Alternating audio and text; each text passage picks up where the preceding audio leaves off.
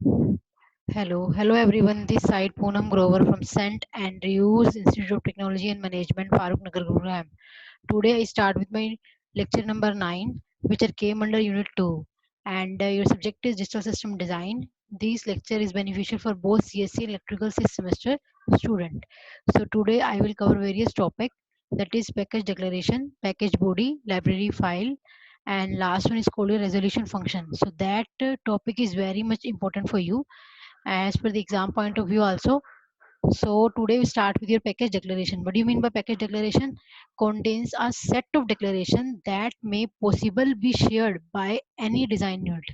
It means क्या होगा कि हम एक पैकेज बनाएंगे, उस पैकेज के अंदर लाइक सेट ऑफ डिक्लेरेशंस होंगी और उन डिक्लेरेशन को कोई अदर यूनिट्स जो है अदर डिजाइन यूनिट है वो क्या कर सकता है, शेयर कर सकता है. It defines the interface of the package that is defines item that can be made in visible to other design unit. It means क्या होगा कि जो जो सी डिक्लेरेशन हमने पैकेज के अंदर कर रखी है, मैंने आपको पहले एंटिटी डिक्लेरेशन करवाया है और उसका जो बिहेवियर था वो उसके आर्किटेक्चर ने बताया था. अब इसमें क्या है कि हम पैकेज बनाएंगे, उस पैकेज के अंदर मैं जो ग्रुप ऑफ डिक्लेरेशन करूंगी उस डिक्लेरेशन को नंबर ऑफ डिजाइन यूनिट क्या कर सकते हैं, शेयर कर सकते हैं. क्लियर? तो हमने एक पूरा फुली पैकेज बना दिया, उस पैकेज को सीधा हम किसी डिजाइन यूनिट के अंदर क्या करेंगे, शेयर करेंगे. तो that is little bit differ from your entity declaration, and that is name is called your package declaration. For example, जैसे हमने एक फंक्शन बना दिया तो उस फंक्शन को कई डिजाइन यूनिट क्या कर सकते हैं, शेयर कर सकते हैं. सपोज आपने फंक्शन बनाया ऐड करने का, तो ऐड ये तो है नहीं कि एक ही यानी कि डिजाइन यूनिट्स को शेयर करेगा, नंबर ऑफ डिजाइन यूनिट्स को क्या कर सकते हैं, शेयर कर सकते हैं. तो that is a single syntax of your package declaration in which package पहले पैकेज लिखेंगे, फिर जिसके लिए वो पैकेज बनाना है उस एंटिटी का नाम डिक्लेयर होगा एज ए पैकेज नेम की फॉर्म में. तो जो नाम आपने पैकेज नेम में डिफाइन कर रखा है, ये package name is that is a syntax for your package declaration. Package declaration पढ़ने के बाद हम उसकी पैकेज बॉडी पढ़ेंगे, same as your cover in architecture body. Package declaration हमें सिंपली आइटम्स की डिक्लेरेशन बताता है, लेकिन उसका बिहेवियर क्या है, उसका फंक्शन क्या है, कौन कौन से फंक्शनल प्रोसीजर उसके अंदर कैसे काम कर रहे हैं, that should be clear by your package body. So package, here we mention package name is, and you can declare the number of item declarations. Clear? You can define the subprogram declaration, subtype declaration, constant declaration, signal declaration, file declaration होगी, allies declaration होगी, component declare जैसे आप करते हैं like component installation और can say component. आपने component जो declaration पढ़ी थी वो किस में पढ़ी थी, आपने स्ट्रक्चर स्टाइल मॉडलिंग में, तो उस तरह की डिक्लेरेशन भी इसी के अंदर आ गई हैं. एट्रीब्यूट होगी, एट्रीब्यूट स्पेसिफिकेशन होगी, डिसकनेक्शन स्पेसिफिकेशन भी इसी के अंदर होंगी, use clauses and package name. This is mainly अब library files which we can use by other design unit also. Clear? Clear? ये यूज क्लोज इसलिए लगाया है क्योंकि इसको, इस जितनी भी डिक्लेरेशंस हैं वो हम डिफरेंट डिजाइन नोट्स में क्या कर सकते हैं, शेयर कर सकते हैं. क्लियर? फिर एग्जांपल ऑफ, जैसे उसने पैकेज के अंदर नंबर ऑफ पैकेज बनाया सिंथेसिस पैक नाम से. क्लियर? उसके अंदर उसने कांस्टेंट डिक्लेयर करवाए. कांस्टेंट क्या है आपके, जैसे आपने लिख रखा है यहाँ पे कांस्टेंट डिक्लेरेशन, तो कांस्टेंट किस तरह के आ सकते हैं, लो टू हाई टाइम जो है आपका कांस्टेंट है, उसकी लिमिट क्या है 20 नैनो सेकेंड. और अब हम इसने इसने बोला है यहाँ पे हम टाइप डिक्लेरेशन भी करवा सकते हैं. तो टाइप डिक्लेरेशन के अंदर क्या है आपका, एलयू ऑपरेशन है जो आपके कौन कौन से फंक्शन परफॉर्म करेगा, ऐड सब मल डिव. ये एट्रीब्यूट है, एट्रीब्यूट में जैसे पाइपलाइन है, पाइपलाइन इसकी अगर क्योंकि आपको डीएसडी है, डिजिटल सिस्टम डिजाइन करना है, तो पाइपलाइन भी किसका फंक्शन फॉलो करेगी, बुलियन फंक्शन फॉलो करेगी. क्लियर? आपने टाइप की दो टाइप्स यहाँ और बता रखे टाइप डिक्लेरेशन के अंदर. एक एम्बीवल टाइप है जिसके अंदर इन्यूमरेशन टाइप डाटा टाइप है, यानी कि U for undefined, 0 for 0 and 1, 0 for 0 logic and 1 for 1 logic. इधर result is 0, then it will be show by your Z. Clear? ठीक है. फिर आपने एक टाइप एम्बीवल वेक्टर नाम से शो करवा रखी है जो कि एरे है. किसका एरे है, नेचुरल रेंज की फॉर्म में, नंबर्स का एरे है वो. ठीक है. देन आपका टाइप के अंदर, ये आपकी टाइप है आपकी मेन. क्लियर? टाइप के अंदर सब टाइप क्या है आपकी. क्लियर? सब टाइप आपने, जैसे मान लो ये आपकी मेन टाइप थी एलयू, यहाँ पे मैंने मेंशन की है एलयू. एलयू कौन कौन सा फंक्शन परफॉर्म कर रही है, ऐड से लेकर इक्वल तक का. क्लियर? तो यहाँ से ये इक्वल अगर मैं यहाँ लिख दूं डिव से पहले, तो उसका फंक्शन कहाँ जाएगा, ऐड से लेकर डिव तक का. क्लियर? क्लियर है. लेकिन उसने अगर आप इसके अकॉर्डिंग बताना चाहो तो आप लिखेंगे subtype my L U operation is, then my L U क्या होगी आपकी, सब टाइप होगी, टाइप की ये बेस टाइप क्या होगी आपकी एलियो ऑपरेशन, फंक्शन कौन सा परफॉर्म करेगी, ऐड से लेकर इक्वल तक का, तो यहाँ आप ऐड टू इक्वल भी डाल सकते हैं। लेकिन अगर मैं इक्वल का केस ना या यूज ना करूँ तो उसकी रेंज क्या बनेगी, ऐड से लेकर डिव तक, जो कि यहाँ शो किया हुआ है। इट मीन्स आपने टाइप को एज ए सब टाइप भी डिक्लेयर कर दिया इन case of your package declaration. अब कंपोनेंट डिक्लेरेशन हुई है, जैसे NAND2 है, उसकी 2 इनपुट्स होती हैं, एक आउटपुट होती है, ठीक है। नेक्स्ट एंड कंपोनेंट, एंड क्या कर देंगे, synthesis pack, clear? So the package declaration can be assessed by other design units by using library and use context clauses. अगर ये declaration को हम किसी other design unit में use करना चाहते हैं तो एक context clauses आते हैं, that is mainly library files, उनके थ्रू हम इन डिक्लेरेशन को किसी अदर डिजाइन यूनिट्स में क्या कर सकते हैं, शेयर कर सकते हैं, क्लियर, यूज कर सकते हैं। और इसके अलावा हमारी कई तरह की डिक्लेरेशन होती हैं, जैसे फंक्शन या प्रोसीजर डिक्लेरेशन, और क्या होते हैं, डेफर्ड कॉन्स्टेंट्स होते हैं, क्लियर, ये भी एक तरह की डिक्लेरेशन है, वो भी आपका किसका पार्ट है, पैकेज डिक्लेरेशन का पार्ट है। यानी कि यहाँ पे फंक्शन डिक्लेयर करवा सकते हैं आप, प्रोसीजर डिक्लेयर करवा सकते हैं, डेफर्ड कॉन्स्टेंट डिक्लेयर करवा सकते हैं, लेकिन उनका जो बिहेवियर होगा फंक्शन का, प्रोसीजर का, या डेफर्ड कॉन्स्टेंट का, या डेफर्ड कॉन्स्टेंट की जो वैल्यू होगी वो आपकी कहाँ साइन होगी, उनकी पैकेज बॉडी में। फंक्शन का नाम डिफाइन होगा कि उस फंक्शन ने करना क्या है in case of your package declaration, but its behaviour should be define your package body, ठीक है। Since the previous package example did not contain any sub program declaration and deferred constant declaration, ये package body was not necessary. तो हमारा इस function के अंदर जो मैंने ये प्रोग्राम दिखा रखा है आपको, मैंने यहाँ कहीं फंक्शन या प्रोसीजर डिक्लेयर नहीं कर रखा है। अगर मैंने फंक्शन या प्रोसीजर डिक्लेयर नहीं कर रखा है, इट मीन्स क्या होगा कि जो ये वाला प्रोग्राम है आपका, वो आपका लाइक इसके लिए आपकी पैकेज बॉडी होना जरूरी नहीं है। लेकिन अगर जिस प्रोग्राम में आपने फंक्शन, प्रोसीजर या डेफर्ड कॉन्स्टेंट डिक्लेयर कर रखे हो जिस पैकेज डिक्लेरेशन के अंदर, उसके लिए पैकेज बॉडी का होना क्या है, कंपल्सरी है, क्लियर। जैसे आपने ये एक पैकेज बनाया है प्रोग्राम पैक के नाम से, that will be a declaration part, ठीक है। उसके अंदर आपने फंक्शन और प्रोसीजर डिक्लेयर करवा रखे हैं। फंक्शन क्या है कि आप एल और आर पे कोई एमबीएल फंक्शन लगा रहे हैं और आपको उसी वैल्यू से वो फंक्शन क्या हो रहा है, रिटर्न हो रहा है। आपने प्रोसीजर किस लिए बनाया, लोड करने के लिए, क्लियर। और जो लोड होगा वो कहाँ से होगा, स्टार्ट और उसकी स्टॉप बिट और इनिशियल वैल्यू आपने स्पेसिफाई करवा रखी है, और किस फॉर्म में है वो, इंटीजर फॉर्म में। तो अगर आपने अपनी पैकेज डिक्लेरेशन के अंदर constant that is called a deferred constant, ठीक है, इसकी वैल्यू नहीं आपने असाइन की हुई, तो value should be assign your package body. Function and procedure, अगर आपने पैकेज डिक्लेरेशन के अंदर अब 3 चीजें आ गई हैं, कांस्टेंट, फंक्शन एंड प्रोसीजर। तो मैंने पहले भी बताया है, अगर आप पैकेज डिक्लेरेशन के अंदर कांस्टेंट, फंक्शन और प्रोसीजर यूज कर रहे हैं तो उसके लिए पैकेज बॉडी होना क्या है, रिक्वायर है। तो that is a main difference between your package declaration and package body. यानी कि package body that is the same as your architecture body which we can use in your entity declaration, but that is a little bit difference. The architecture body जो होती है वो हम एक से ज्यादा किसी सेम डिजाइन नोड के लिए एक से ज्यादा बना सकते हैं, लेकिन पैकेज डिक्लेरेशन के अंदर हर एक पैकेज की अपनी एक सिंगल पैकेज बॉडी होगी पैकेज डिक्लेरेशन की, उसमें नंबर ऑफ नहीं होगी।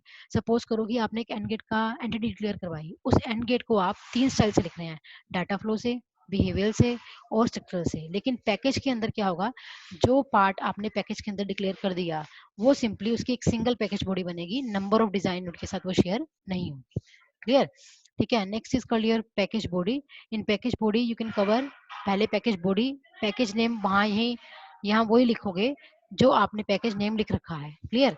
देन पैकेज बॉडी के अंदर वो आइटम डिक्लेयर होंगी, देन सब प्रोग्राम बॉडीज होंगी, सब प्रोग्राम डिक्लेरेशन भी कर सकते हैं, टाइप सब टाइप डिक्लेरेशन भी होंगी, फाइल या अलाइज फंक्शंस भी होंगे, या यूज क्लोजेस होंगे, क्लियर। तो यूज क्लोजेस मींस मैंने पहले ही बताया, this is called library files. Through this while we can also use that particular package in other parts of the program. This package name must be same as the name of corresponding package declaration, clear. A package body is not necessary if associative package declaration does not have any sub program or defs। अगर वही same चीज बार बार repeat हो रही है आपकी कि अगर आपके पैकेज डिक्लेरेशन के अंदर कांस्टेंट है, फंक्शन है, प्रोसीजर है, तब आपको उसकी पैकेज बॉडी बनाना कंपलसरी है। लेकिन अगर इनमें से ये पार्ट नहीं है तो आपका पैकेज डिक्लेरेशन से सिंपल काम चल जाएगा, उस पैकेज को आप कहीं भी डिक्लेयर करवा सकते हो इन अदर डिजाइन नोड्स के अंदर, ठीक है। जैसे इसने कांस्टेंट की वैल्यू यहाँ बता रखी है, सेम क्या है, प्रोपेगेशन डिले टाइप का, उस डेफर्ड कांस्टेंट की वैल्यू यहाँ साइन करवा दी, that is called 15 nano second, clear. Next क्या कर रहे हैं आप, फंक्शन के अंदर आपने you can define the function, function के अंदर आपने एंड नाम का फंक्शन बनाया, उसको वैल्यू दी है और उसी वैल्यू से वो रिटर्न कर रहा है। अब वो फंक्शन परफॉर्म कैसे कर रहा है फंक्शन, वो यहाँ पे मैंने शो किया हुआ है। क्लियर? ठीक है, ऐसे आपने प्रोसीजर बनाया। ठीक है, प्रोसीजर का बिहेवियर जो होगा, जैसे प्रोसीजर तो लिख दिया, लेकिन प्रोसीजर का बिहेवियर यानी कि ये पार्ट आपका, ये फंक्शन आपने डिक्लेयर करवाया, फंक्शन का बिहेवियर इस पार्ट से डिक्लेयर हो गया कि फंक्शन कैसे काम कर रहा है। प्रोसीजर आपने डिक्लेयर करवाया, जो ये सेम डिक्लेयर आपने किस में करवाया था, डिक्लेरेशन पार्ट के अंदर। क्लियर? तो उसका जो बिहेवियर होगा वो बिगिन के बाद सारा यहाँ पे राइट होगा। क्लियर? सो एंड लास्ट में क्या हो जाएगा, जिस प्रोग्राम को जिस नाम से, पैकेज नाम से आपने शुरू करवाया था, उसी नाम से वो क्या हो जाएगा, लोड, एंड हो जाएगा। Then end program pack. Clear? तो हमारी जो पैकेज डिक्लेरेशन है दैट कैन बी पब्लिक होती है या फिर प्राइवेट होती है। क्लियर? दो तरह से हमें डिक्लेरेशन होती है। क्लियर? तो अगर आपका जो पैकेज है वो प्राइवेट है, अगर आपका पैकेज है, पैकेज डिक्लेरेशन प्राइवेट है, that should not be visible by other design units. Clear? वो विजिबल नहीं होगा किसी अदर डिजाइन यूनिट के, वो उसी पैकेज बॉडी के लिए विजिबल होगा जिसके लिए वो बनाया गया है। ठीक है? लेकिन अगर वो पब्लिकली है तो हम उस पैकेज डिक्लेरेशन को किसी अदर डिजाइन यूनिट के अंदर क्या कर सकते हैं, यूज कर सकते हैं। क्लियर? तो उसने ही लिखा हुआ है, package declaration is use to store public declaration which is other design unit can access. Clear? तो अगर आपका पैकेज डिक्लेरेशन प्राइवेट है तो वो सेम पैकेज बॉडी के अंदर क्या होगा, यूज होगा। लेकिन अगर वो पब्लिक है तो आप इसे नंबर ऑफ डिजाइन नोट्स के अंदर क्या कर सकते हैं, असेस करवा सकते हैं। So that is a main difference between private declaration और you can say public declaration. ठीक है? Clear? So that part should be clear, your package declaration and you can say your package body. here we come with your design library। Library क्या होती है, जैसे मान लो suppose करो कि आपने सी के अंदर प्रोग्राम लिखना है, तो सी के अंदर ऊपर हेडर फाइल अटैच होती है। तो उस हेडर फाइल के थ्रू क्या होता है, जो प्रोग्राम आप लिखते हो उस सी के अंदर, उससे रिलेटेड जितने भी फंक्शन प्रोसीजर हैं वो उस लाइब्रेरी से क्या किए जाते हैं, कॉल किए जाते हैं।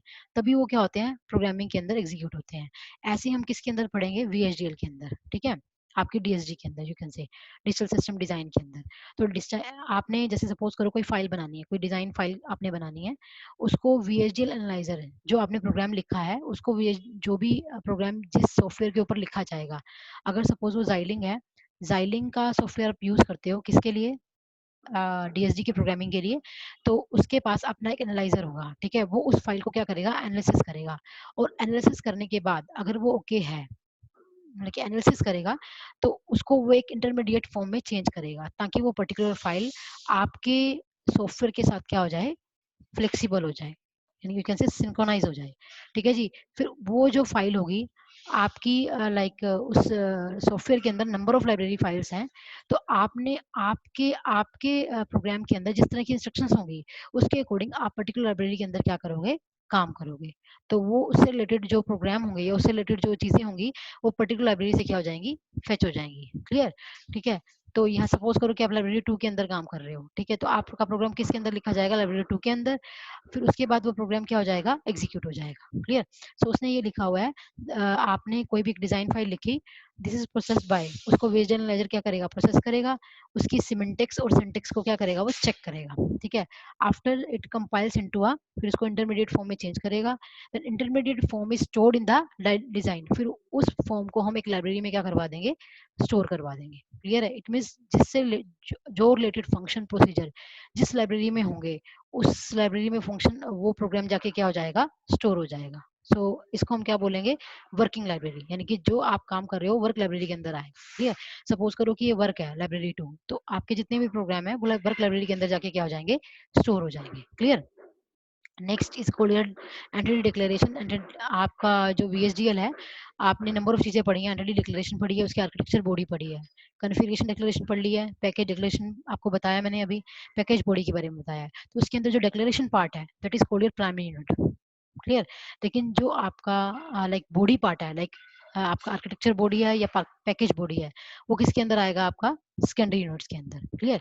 तो आपने इसके अंदर क्या लिखा है कि there can be exactly one primary unit with the given name in a single design library.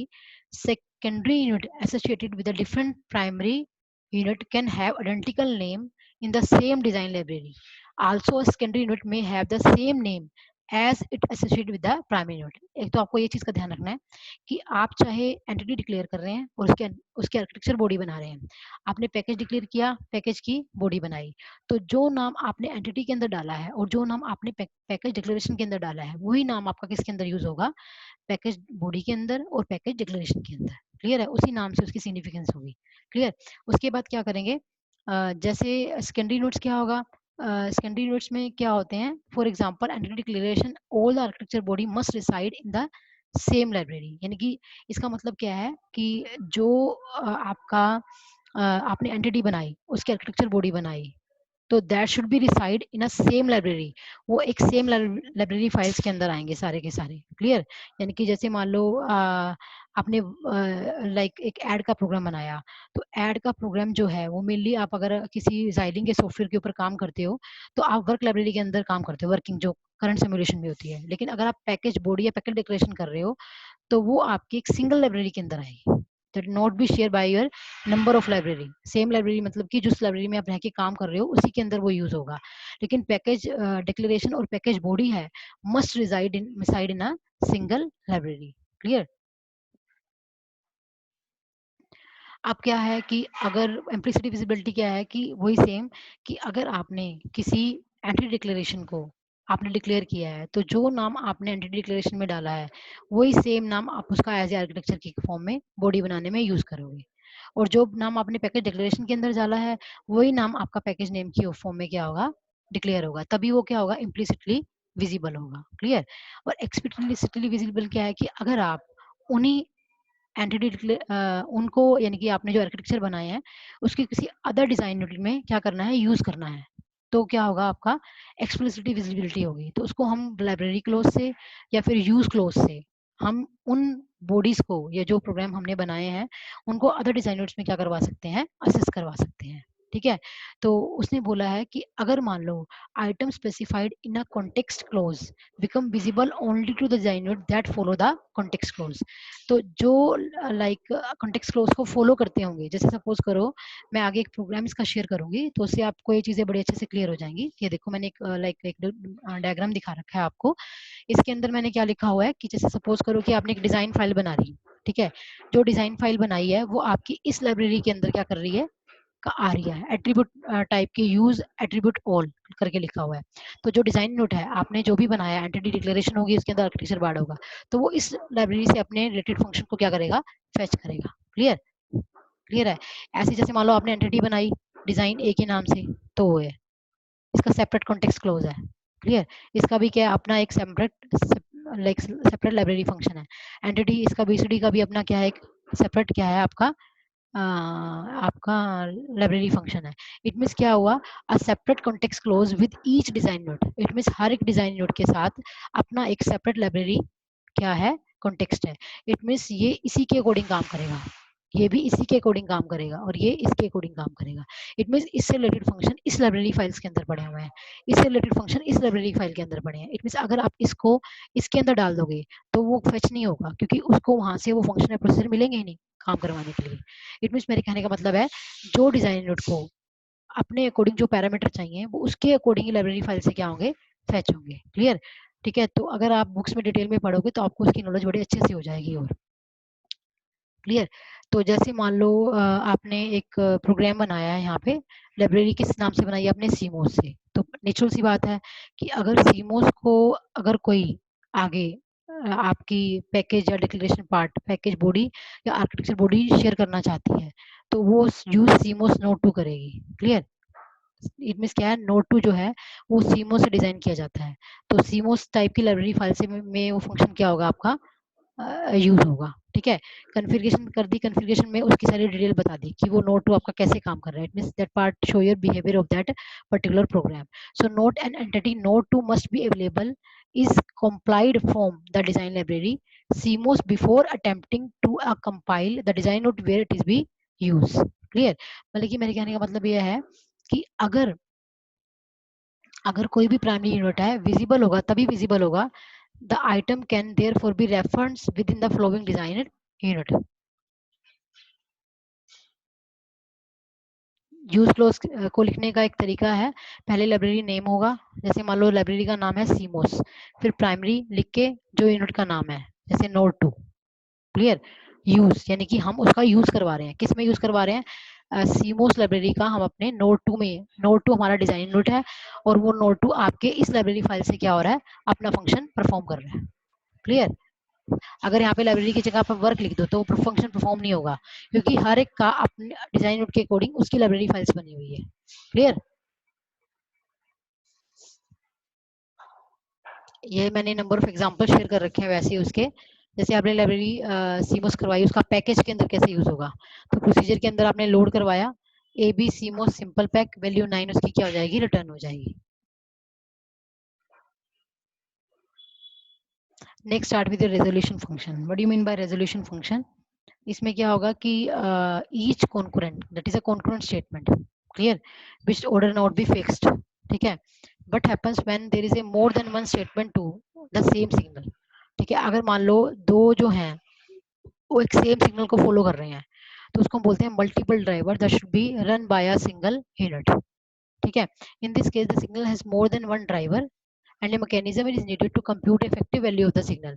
अब इस वैल्यू को कंप्यूट करना है तो हमें कुछ मैकेनिज्म यूज करना पड़ता है, ठीक है। That mechanism is called your resolution function.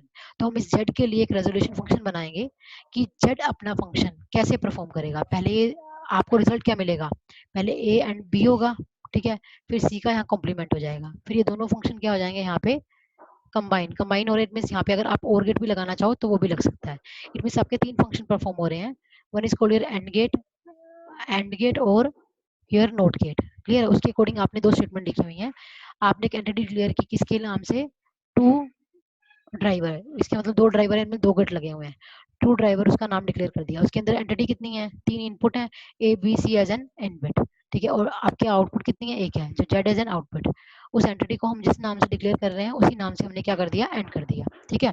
फिर आर्किटेक्चर में अगेन सेम वही सेम, किस बना रहे हो, किस स्टाइल से, बिहेवियर से, अगेन वही आपने लिख दिया, two driver example is, Z को आपकी वैल्यू जा रही है A B after 10 nanosecond and C after 5 nanosecond. So effective value of Z has been determined, not a legal VHDL model, ये लीगल नहीं है, क्योंकि जेड की वैल्यू हर एक इंस्टेंट के बाद क्या होगी, चेंज होगी। कैसे चेंज होगी, क्योंकि आप एबीसी की वैल्यू चेंज कर रहे हो। तो अगर आपने एक 10 नैनो सेकंड 5 नैनो सेकंड दिया हुआ है तो उससे तो एक ही वैल्यू आएगी, नंबर ऑफ वैल्यूज कैसे अटैच होंगी, नंबर ऑफ वैल्यू तो तभी असाइन होगी ना तब जब हम जेड को अलग अलग टाइम इंस्टेंट पे डिले करवाएं, क्लियर। तो वो फंक्शन कैसे परफॉर्म होगा, that should be run by your resolution function, clear.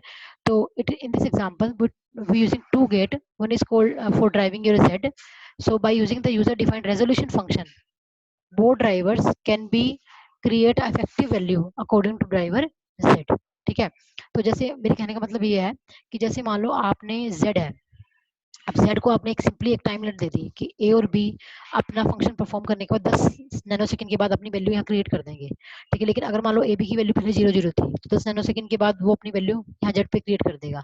लेकिन अगर वैल्यू ए बी की चेंज हो रही है तो किसी अलग टाइम इंस्टेंट पे क्या होगी, शो होगी, नहीं तो दोनों क्या हो जाएंगी, ओवरलैप हो जाएंगी। तो उस प्रॉब्लम को सोल्व करने के लिए हमने क्या बना दिया, रेजोल्यूशन फंक्शन बना दिया। उस रेजोल्यूशन फंक्शन के अकॉर्डिंग उसने क्या शो किया हुआ है कि वो क्या करेगा कि उस रेजोल्यूशन फंक्शन को सोल्व करने के लिए उसने Z one after 2 nano second, one Z को वन असाइन होगा 2 नैनो सेकेंड के बाद, फिर जीरो साइन होगा 5 नैनो सेकेंड के बाद, फिर एक साइन होगा फिर 10 नैनो सेकेंड के बाद। इनमें जैसे जैसे ए बी वैल्यू चेंज होती रहेगी वैसे वैसे जेड की वैल्यू जो चेंज हो रही है 1 0 1, क्लियर। उसकी टाइम लिमिट रेंज बताती है 2 5 और 10 के बाद अलग अलग टाइम इंटरवल पे। और टाइम इंटरवल भी ध्यान से देखो वो आपके इंक्रीजिंग ऑर्डर में हो रहे हैं, क्लियर। ऐसे फिर आपका जो दूसरा फंक्शन है लाइक आपका नोट गेट है, उसको वैल्यू असाइन क्या किया आपने, 0 आफ्टर 4 फिर 5 फिर 20, तो ये भी क्या आपका इंक्रीमेंट फॉर्म में है। अब तीसरी वैल्यू जो है वो दोनों का कॉम्बिनेशन है, मिस एंड और नोट का। तो इट मीन्स ये वाला कॉम्बिनेशन जब जेड ये दोनों अपनी आउटपुट इसको दे देंगे तो यहाँ पे और फंक्शन एक परफॉर्म होगा तो वैल्यू जेड को असाइन हो जाएगी, ठीक है।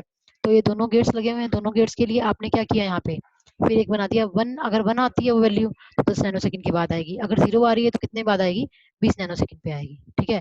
इट मीन्स क्या हुआ, जो अलग अलग वैल्यूज हैं वो अलग अलग टाइम इंटरवल पे क्या करवा दिया आपने, शो करवा दी है। क्योंकि आपकी अगर इनपुट चेंज हो रही हैं तो आउटपुट भी नेचुरल सी बात है चेंज होंगी।